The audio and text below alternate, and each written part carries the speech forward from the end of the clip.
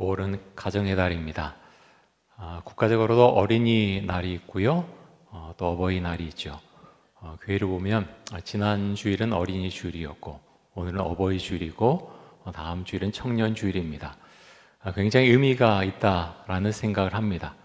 그래서 공통적인 게 뭔가 제가 생각을 해보니까 사랑이라고 하는 단어를 집어넣을 수 있을 것 같습니다. 가정 안에서 여러 가지가 있어야 되지만 사실 사랑이 필요하죠. 사랑은요, 타고난 그런 마음도 사실은 있지만 아이를 보면 사랑스럽지 않습니까? 태어난 아이 얼마나 사랑스럽습니까? 근데 한편으로 사랑은 우리가 훈련되어지고 배워가는 과정 속에서 사랑이 완성되어져 간다라는 그런 생각과 또 고백을 하게 됩니다. 성경 우리에게 그것을 가르쳐주고 있죠. 고린도전서에 보면 사랑은 오래 참고 사랑은 시기하지 않으며 사랑은 자랑하지 않는다라고 말씀하고 있죠. 여러분 정말 그렇지 않습니까? 사랑은요 그냥 배워지는 게 아니에요. 사랑은 오래 참는 거예요. 아이를 키워가면서 사랑은 정말 오래 참는 거구나. 부부가 결혼해서 서로 살면서 좋은 일만 있습니까? 서로 뜨겁게 사랑하고 정말 너무너무 뜨겁게 사랑하지만 그것이 계속되는 것은 아니죠. 때로는 다투기도 하고 미운 마음도 들고. 그런데 사랑은 오래 참는다 그랬습니다. 오래 참아가면서 사랑의 의미를 우리가 알아가는 거죠. 정말 사랑하면 시기하지 않고요. 사랑하면 자랑하지 않게 되죠.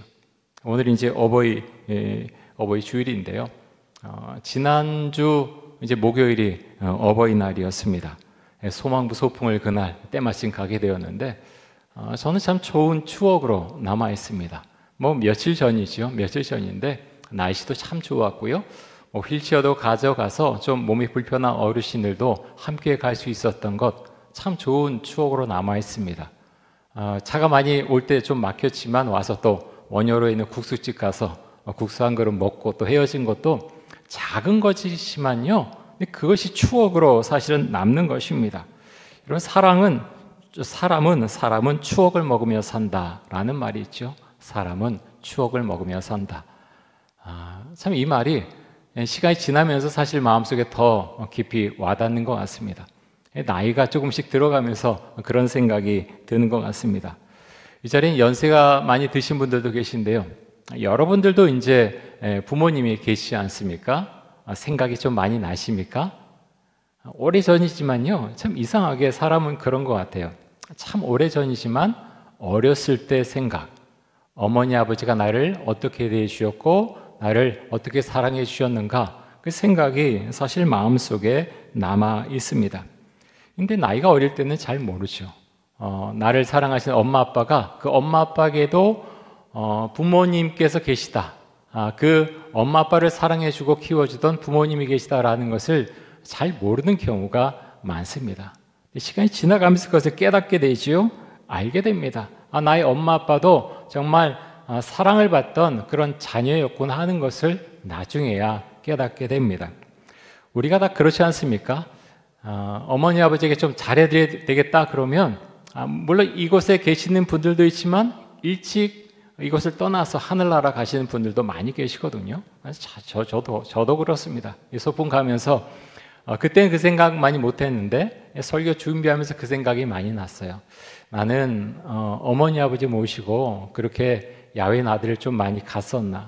전혀 그렇지 못한 것 같아요. 참 목회가 바쁘다라는 어떤 생각들, 유학을 다녀오니까 어머니 또 많이 아프셨고요. 바빠서 참 전화도 제가 목회할 때도 참 많이 왔었어요. 새벽에도 오고 그래서 119 부르고 정신없이 시간을 보냈는데, 그런 시간을 보내고 나서 이제 설교 준비하면 그 생각이 들었습니다. 어머니 아버지에게 좀 더 잘해드렸어야 되는데 참 그렇지 못했구나. 이전에 그렇게 많이 말씀하시던 것들이 그냥 시간이 그렇게 흘러가 버렸구나 하는 생각이 설교 준비하면서 들었습니다. 봄소풍 다녀온 것 참 좋은 추억으로 그렇게 마음속에 간직되어지고요. 그래서 그것을 위해 수고해 주시고 또 후원해 주시고 기도해 주신 모든 분들께 정말로 감사를 드립니다. 자, 오늘은 이제 잠언 말씀 가지고 함께 은혜를 나누려고 합니다. 자, 잠언 23장 22절 말씀 한번 보겠습니다. 우리 같이 한번 22절 같이 한번 읽습니다. 너를 낳은 아비에게 청종하고 내 늙은 어미를 경히 여기지 말지니라. 자, 너를 낳은 아비에게, 꼭 아버지만 말하는 건 아니죠. 어머니도 똑같이 말하고 있습니다. 너를 낳은 어머니 아버지에게 청종하고 내 늙은 어미를, 어머니뿐만 아니라 아버지도 말씀하고 있는 거죠. 내 늙은 어머니와 아버지를 경히 여기지 말라라고 말씀합니다. 청종은요, 청종은 잘 듣고 순종한다라는 의미를 갖고 있죠. 들을 청이죠. 잘 듣고 순종하는 것입니다. 이 히브리어 성경에 보면 쉐마라고 되어 있어요. 쉐마, 들으라. 내 아버지가 말할 때 들어라 라고 이제 말씀하고 있습니다. 영어 성경도 그렇게 비슷하게 번역을 합니다. Listen to your father라고 되어 있습니다. 들어라. 내 아버지가 말할 때 잘 들으라고 말씀합니다. 여러분, 그렇죠. 순종하려면 먼저 잘 들어야 됩니다. 경청해야 됩니다. 여러분은 잘 듣는 훈련이 되어 있으신가요? 대부분은 아닌 것 같습니다. 저를 포함해서 많은 사람들은요, 내 얘기를 하고 싶어요. 내 얘기를 좀 들어봐. 내가 뭐라 하는지 잘 들어봐. 라고 하면서 자꾸 자기 이야기를 하려고 하죠. 많은 사람들이 그렇습니다. 그래서 상담을 이제 하러 가면 상담하는 분들의 주요 역할은, 물론 그것에 대해 상담을 하고 조언하기도 하지만요, 한 80%, 90%는 들어주는 것입니다. 들을 때 사람은요, 참 이상하게 자기가 막 말을 해가면서 스스로 정리합니다. 스스로 치유됩니다. 근데 들어줄 사람이 없는 거예요. 부부간에도 그렇게 뜨겁게 사랑했지만 막 다투기도 하죠. 물론 안 다투는 분들도 간혹 계시지만 대부분은 다툽니다. 다투고 마음속에 갈등도 일어나고 그러면서 내 얘기를 안 듣는다고 이야기를 하죠. 왜 내 얘기를 안 듣는 거야? 내 얘기 좀 들어봐. 그런데 서로 자기 이야기를 들으라고 말하죠. 여러분, 어떻습니까? 가정의 달인데요. 여러분은 잘 들으십니까? 아내 이야기를 잘 들으십니까? 남편의 이야기를 잘 들으십니까? 부모님의 말씀을 잘 들으십니까? 자녀가 말할 때 경청하십니까? 이건 참 훈련이 필요합니다. 경청하지 않기 때문에 우리에게 많은 문제가 생기는 경우가 있죠. 왜 내 말을 듣지 않는 거야? 라고 하면서 자꾸 상대방을 날석에 공격하는 경우들이 있습니다. 그래서 여러분, 집에 들어가시면 목사님 말씀 잘 들었지? 말을 좀 잘 들어! 라고 하지 마시고요. 내가 말을 좀 앞으로 더 잘 들을게. 이렇게 서로 말씀하시면 좋겠습니다. 자, 오늘 어버이 주일인데요. 부모님 위해서 가장 먼저 무엇을 해야 될까요? 신문이나 이런 데 보니까, 이제 부모님이 가장 좋아하는 게 현금, 용돈이다. 여행 보내드리는 거다. 식사 함께 하는 거다. 여러 가지가 나오는데요. 사실 부모님에게 가장 큰 효도가 무엇인가 하면 그 자녀가 잘 사는 것입니다. 그렇지 않습니까? 아이들이 평안하게 잘 살면요, 그것이 큰 위로가 되고 힘이 됩니다. 근데 어버이날이라고 용돈 드리고 하지만, 가정 안에서 맨날 싸우고 뭔가 일이 잘못되고 그러면 부모는 마음이 속상한 거예요. 그래서 자녀가 잘 살아야 되고요. 또 하나, 오늘 말씀 가운데서 무엇을 배울 수 있습니까? 부모님의 말씀을 내가 잘 들어야 되겠다. 경청해야 되겠다. 여러분, 오늘 그것 하나만이라도 좀 마음속에 담고 가시면 좋겠습니다. 내가 경청해야 되는구나. 잘 들어야 되는구나. 근데 여러분, 그것이 늘 그렇게 부모님이 지켜주시고 계시는 게 아니거든요. 내가 잘 들어야 되겠다 생각할 때 내 곁을 떠나가실 때가 굉장히 많습니다. 사실 연세가 들어가면 사실 했던 이야기를 자꾸 반복하는 경우도 많이 있죠. 연세가 들어가면 누구나 좀 말도 좀 느려가는 경우가 많습니다. 젊은 자녀들이 그것을 듣는 것이 참 쉽지가 않죠. 했던 얘기 또 하시는구나. 처음 이제 어떤 이야기를 꺼내면 레퍼토리 시작됐다. 뒤에 말까지 이제 다 꿰뚫는 경우가 많이 있죠. 여러분, 그렇더라도 끝까지 좀 잘 들으시기 바랍니다. 어머니의 마음, 아버지의 마음을 좀 이해하시면서 받아들이면서 잘 경청하는 그런 훈련이 우리에게 필요합니다. 오늘 말씀 가운데 보면 22절에 내 늙은 어미를 경히 여기지 말라라고 했습니다. 어머니, 아버지를 무시하지 말라라는 말씀이죠. 여러분, 어떠십니까? 여러분, 어떤 태도로 여러분의 부모님을 대하고 계십니까? 물론 이 자리엔 연세가 드신 분들도 많이 계신데요. 여러분은 어떻게 돌아가셨겠지만 어떻게 대하셨습니까?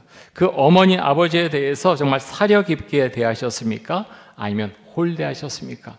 한번 그 생각을 한번 해보면 좋겠습니다. 자, 22절 다시 한번 보겠습니다. 잠언 23장 22절입니다. 우리 같이 한번 22절 같이 한번 읽습니다. 너를 낳은 아비에게 청종하고 내 늙은 어미를 경히 여기지 말지니라. 청동은 이 말씀드린 대로 잘 듣고요, 그 주신 말씀에 순종하는 것을 청종이라고 합니다. 성경에는 핵심적인 가치를 갖고 있는 단어들이 여러 가지 단어가 있습니다. 복음, 믿음, 십자가, 부활, 인내, 이런 단어들, 성경의 핵심적인 가치를 갖고 있는 단어들이죠. 순종도 마찬가지입니다. 하나님이 순종에 대해서 얼마나 강조하시는지 모릅니다. 말씀하고 또 말씀하고 있죠.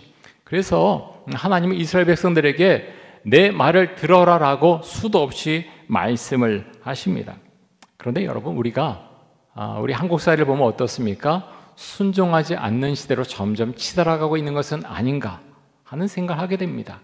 이전보다, 물론 어떤 시대나 다 그렇습니다. 요즘 아이들 참 말을 안 듣네 하는 이야기를 예전부터 몇천 년 전부터 그런 비문에도 있고 그렇지 않습니까? 그럼에도 불구하고 점점 학교에서 생기는 문제도 그렇고요, 학생들이 선생님에게 순종하지 않고 또 이제 부하 직원이 상사에게 순종하지 않고, 이런 질서가 점점 너무나 무너졌다라는 생각을 하게 됩니다. 권위주의로 막 누르면 안 되겠죠. 하지만 권위가 무너질 때 사회는 흔들립니다. 가정도 흔들리게 되는 것이죠.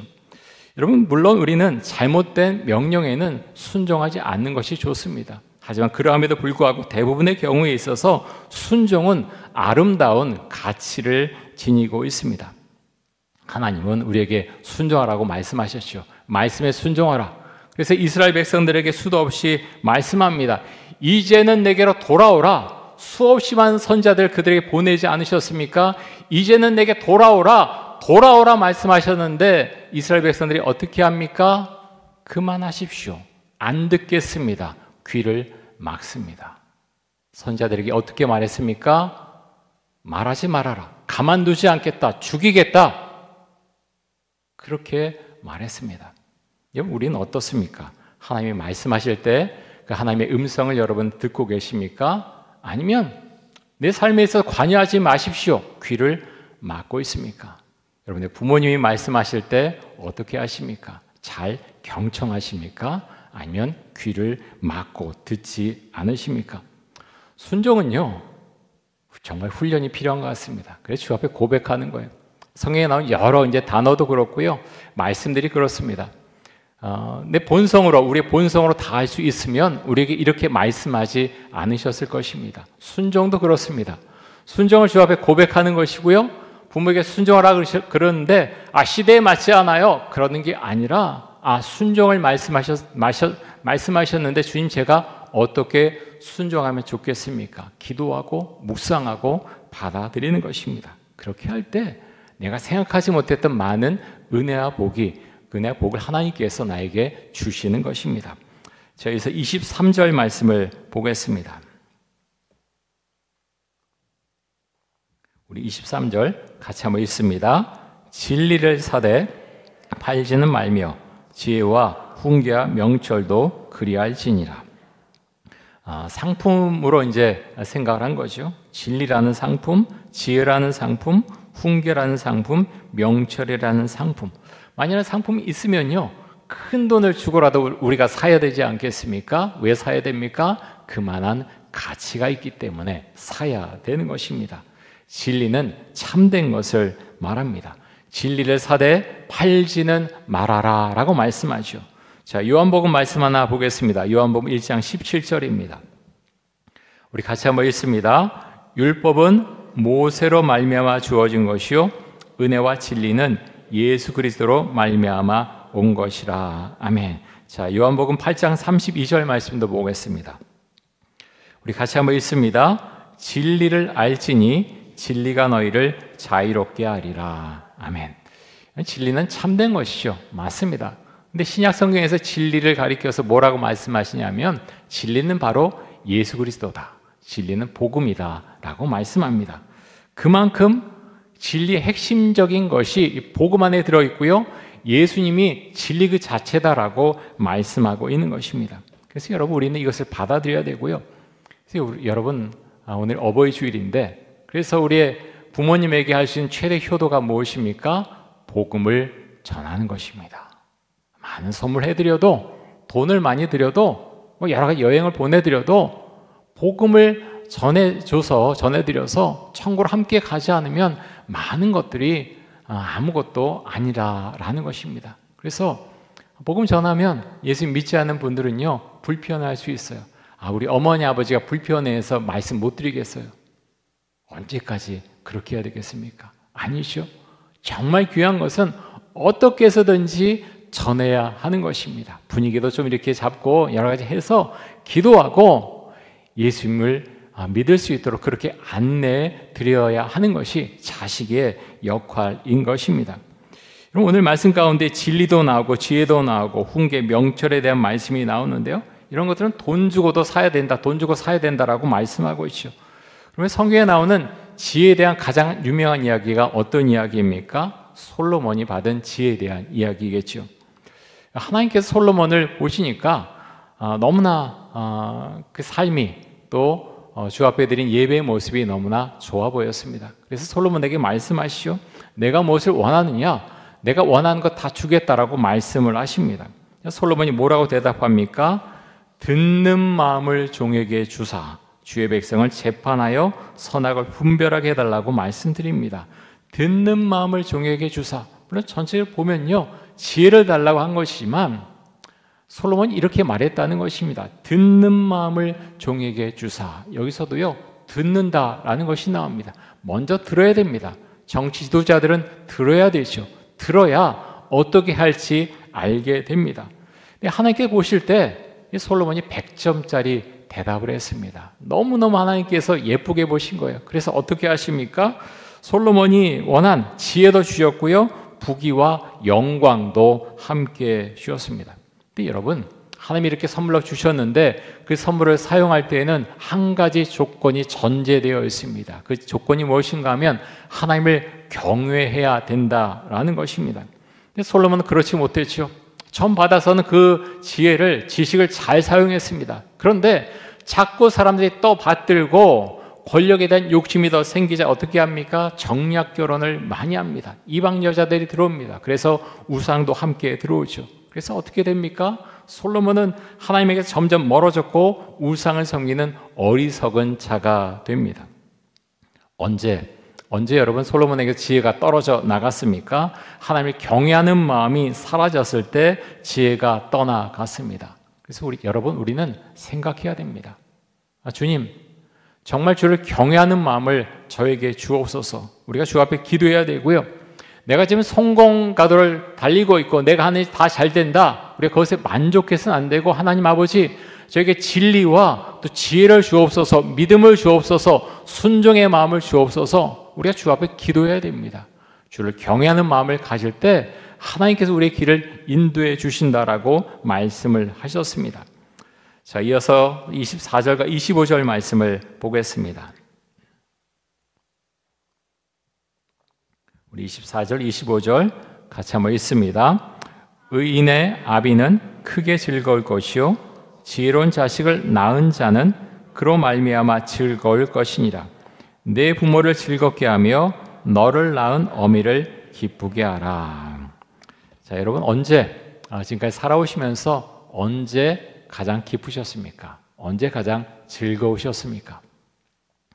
아마 여러 가지 생각이 나실 거예요. 결혼했을 때에도 굉장히 기쁘고 감사했을 것이고요. 자녀를 낳았을 때, 또 자녀를 키우면서 여러 가지 일들이 있잖아요. 아니면 여러분이 어렸을 때 어떤 즐겁고 기쁜 기억이 뇌리 속에 남아 있을 수도 있습니다.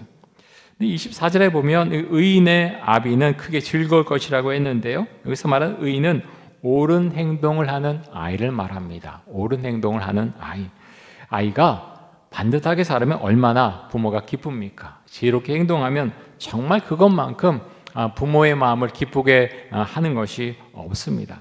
근데 지혜로운 아이는요, 태어날 때부터 지혜로운 아이로 태어나는 것은 결코 아니라는 것입니다. 성경은 그것을 우리에게 가르쳐주고 있습니다. 아이는 배우는 것입니다. 지혜를 물론 하나님께로부터 선물을 받기도 하지만 그 지혜는 부모님을 보면서 배워가는 것이고요, 책을 통해서 배워가고 경험을 통해서 배워가고 하나님을 경외하면서 배워가는 것입니다. 그럴 때 지혜로운 자녀가 되는 것이죠. 자, 어떻게 지혜로운 자녀가 되어야 됩니까? 자, 잠언 1장 7절 말씀 한번 보겠습니다.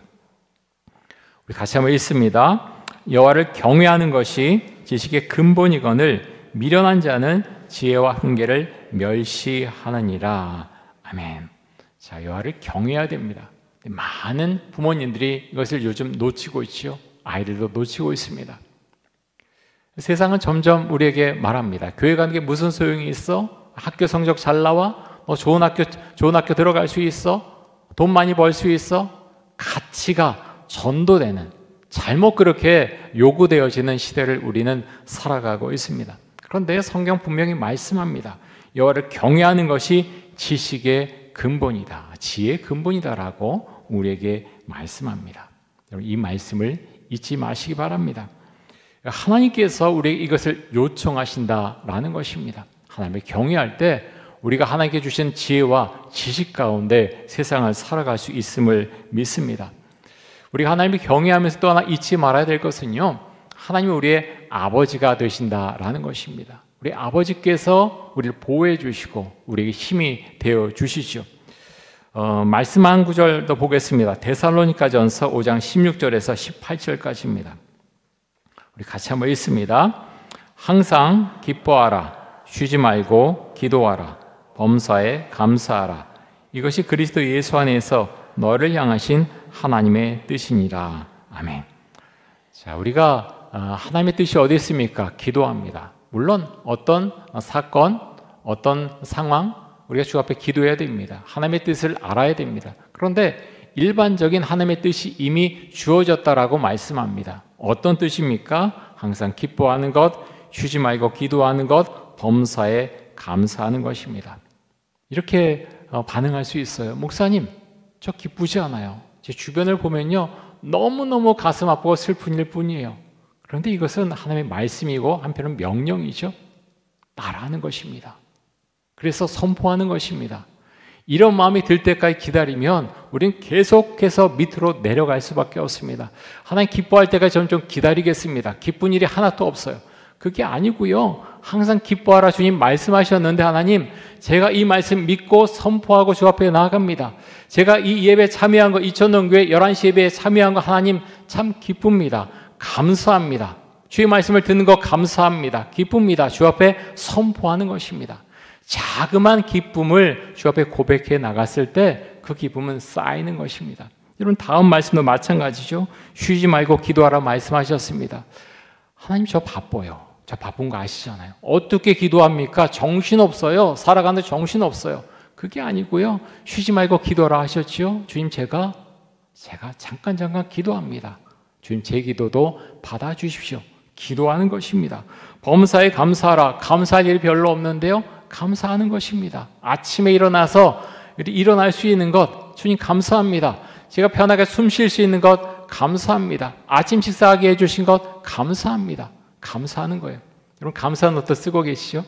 저도 이제 쓰면서 좀 비슷비슷한 것 좀 쓰게 되기도 하지만 그러면서도 감사합니다. 왜 감사합니까?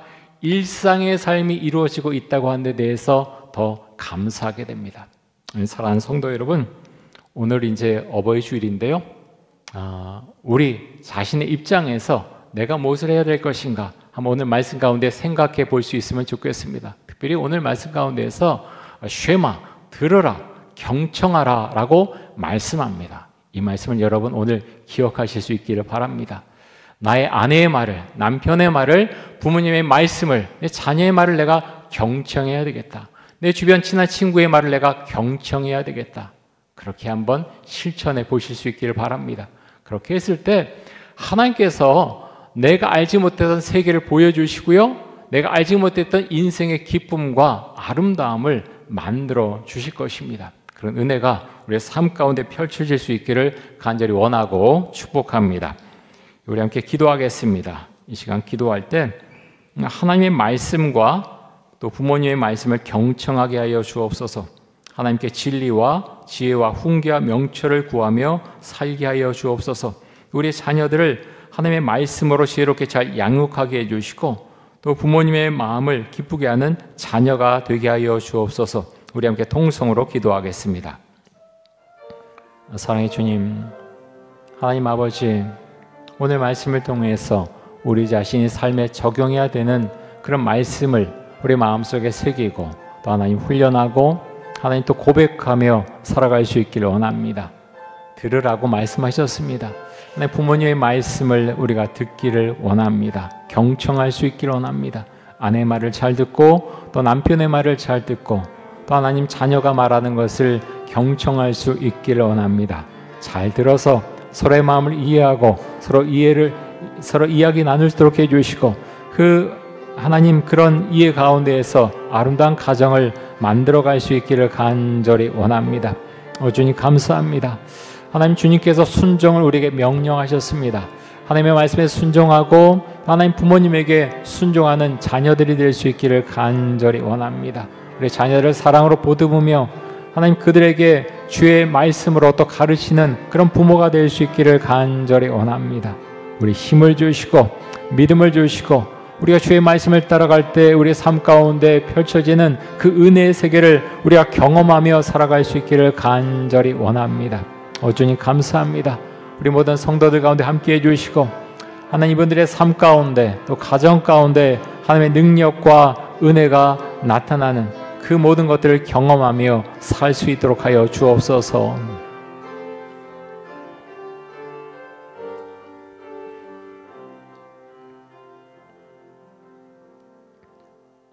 사랑해 주님 감사합니다. 하나님의 말씀을 우리에게 주셔서 그 말씀의 의미를 우리가 생각하고 되새기고 우리 마음속에 또 담게 하시니 감사합니다. 하나님 특별히 가정 안에서 서로의 말에 대해서 경청하고 또 그래서 서로를 좀 더 이해할 수 있도록 해주시고 그 가운데서 주의 선한 은혜를 가정 가운데서 우리가 경험하며 살아갈 수 있기를 간절히 원합니다. 우리 모든 성도님들 한 분 한 분 가운데 함께 하셔서 하나님 상황이 전부 다르지만 우리가 하나님을 믿는 가운데에서 우리 아버지 되시는 그 하나님을 의지하며 주의 보호하신 가운데 세상을 살게 해주시고 주께 주신 소망과 또 믿음 가운데 이 세상을 힘차게 살아갈 수 있도록 하여 주옵소서. 감사드리며 예수 그리스도의 이름으로 기도드립니다. 아멘.